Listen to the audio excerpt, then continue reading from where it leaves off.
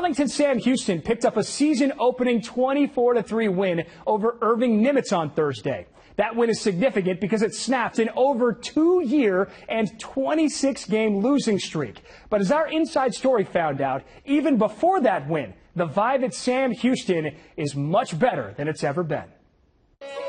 When you're in the midst of a losing streak that has lasted over 2 years, you'd think hope and optimism is the last thing you'd encounter.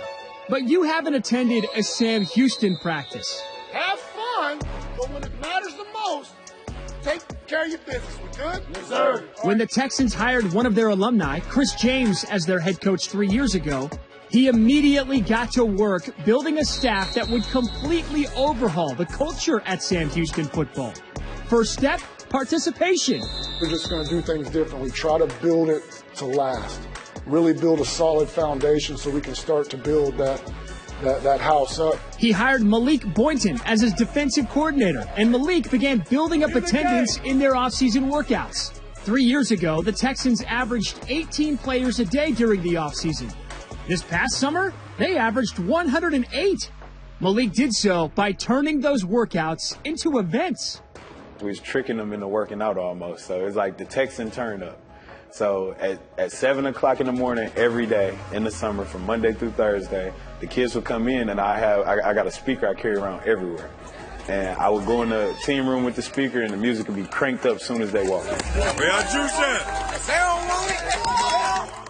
We'd let them mingle around for, 10 to 15 minutes. And from there, boom, we head downstairs and, hey, now we're going to work out with the people you just partied with. It was a really small thing, but as soon as people started seeing the difference and the hard work that we were putting into it, people wanted to come more. With the players bought in, it was time for step 2, changing perception.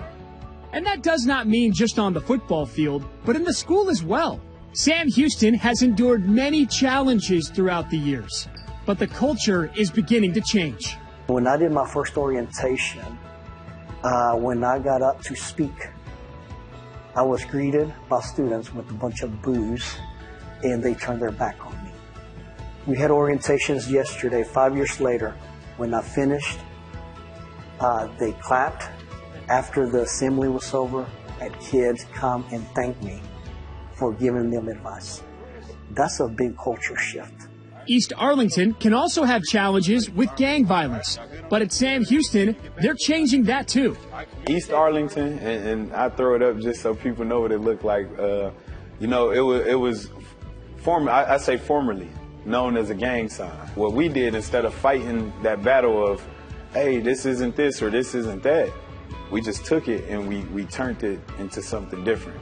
EA no longer means, gangs or anything like that. Like, we use it as an acronym now. Like we give them words each day, like energy, attitude. We took it and made it a symbol of pride and hope and love, and that's what it is for us. The last step in this culture change will be winning games. Going into Thursday night, the Texans had lost 26 straight games, but they are determined to switch that up this year. Our kids, they don't quit on us. They're here. They're not giving up. And our numbers continue to grow.